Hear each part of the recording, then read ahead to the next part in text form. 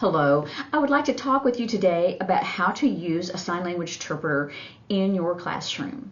My name is Eileen Schubert. I am the staff sign language interpreter here at A&M Corpus. And the first visual, since deaf people are so visual, is think of interpreters like a telephone. So a telephone is only a device that facilitates communication, and that's what an interpreter does. We don't give our personal opinion, we don't give our personal feedback, and we don't give instructions, and we don't tutor because we don't know that information. But everything that we hear, then we will sign, and everything that we see signed, we will voice. We want all the interpretations to go smoothly, so they also do cross over any kind of cultural barriers, anything that might be misunderstood. Deaf people communicate differently and think a little bit differently than hearing people, and so there might be some of that a little bit of a disconnect, and we want to reduce any kind of friction or misunderstanding. Some things that would be helpful for the student to have success is things that you can help the interpreter. And so the first thing would be to speak in a normal tone of voice, a normal speed that you would normally use in your classroom. You don't have to speak any slower or speak any louder. It's what you would normally do. Also, another important thing, and it's really a little bit different for those faculty members and people who have not had an interpreter around them. An interpreter will stand or sit close to you, and I know that feels kind of weird and strange and maybe a little bit creepy, but that is something that we have to do so that the deaf person can look at the interpreter and then glance over at the person who is speaking. And they like to do that just like us. We want to see you, we want to see your body language, we want to see your facial expressions, your mannerisms, and all those things that help facilitate communication. They want to see that. So you have to think of an interpreter, once again, like a telephone or a tool. You know, we're just there, and we want to be invisible, but we can't be, obviously. Another thing that would be good to help facilitate this success for the student is to share the course materials with the interpreter. That would include the syllabus, PowerPoint presentations, handouts, those kinds of things. That way the interpreter knows what's going on, what's coming up, and so that they can plan for it. Interpreters do have advanced degrees, but we don't necessarily take the classes and courses or have the degree that these students are trying to attain. So they need to study as well. They need to do their homework. They need to research the topics or maybe a technical term or phrase and figure out how they're going to sign it. There may be a sign already established, and they need to figure out what does that mean so that they know how to sign it in a clear fashion so that the deaf person understands it. Deaf people are very visual, of course, and so they like to look at different diagrams or different visuals. When they look at you as the teacher or the blackboard, if there's a glare coming from the window, it makes it a little bit harder to see.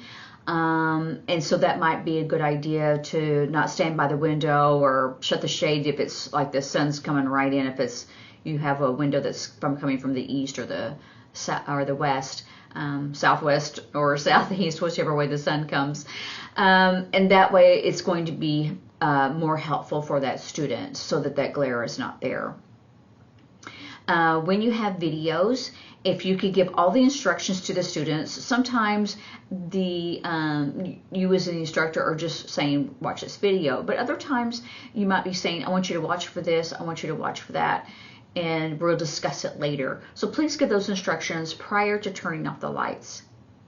Also, the videos need to have closed captioning on them so they can read them and look at the video at the same time. It would be a little bit too hard to look at the interpreter and look at the video. It would be better to have that on all your videos. And most of the time, they're already on there because of the ADA law. They already have the closed captioning on there.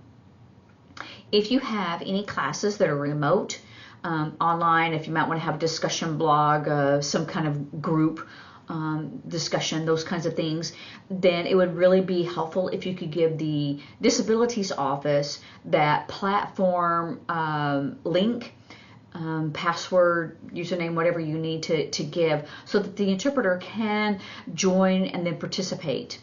They're not really participating, of course, as a student. They're there so that they can interpret for that student so that he can fully participate or she can fully participate. If the student is late, the interpreter will only wait about 15 to 30 minutes, depending on how long that class is, and then they will discreetly leave. They do not stay and do not take notes for the student. It would be helpful if on the first day there could be a request for a student to volunteer to share their notes with that deaf student. It's a little bit harder to look at the interpreter and look at the board and then write at the same time. So that would be very helpful, and it's a good accommodation for them. If the student is doing poorly, it may or not be the communication with the interpreter, but it could be. So I would suggest that you, as a faculty, instructor, staff member, to ask that student, find out if that's a problem. Are you understanding what's going on in class? And if they say yes, then maybe some other resources, tutoring or other resources that you may have to help them understand what's going on.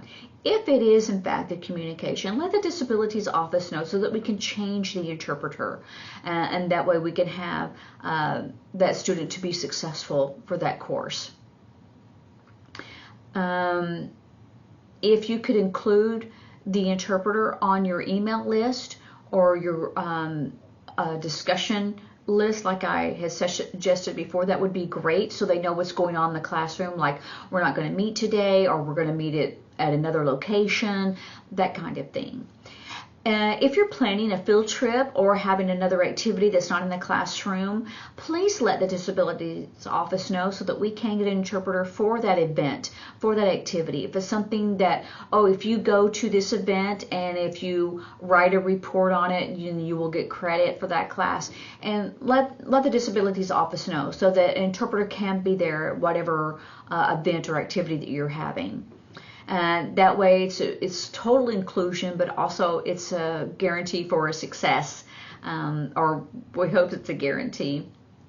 If you have any questions, please let us know. We want to ensure the success of the students and the ease of you, the faculty and staff, and let us know how we can help you. You can contact me. I'm Eileen Schubert, but in the directory, it's my first given name under Neva, N-E-V-A. My office number is 361-825-2535, or you can contact the Disabilities Office at disabilityservices.tamucc.edu. And we hope you have a wonderful semester. Thank you.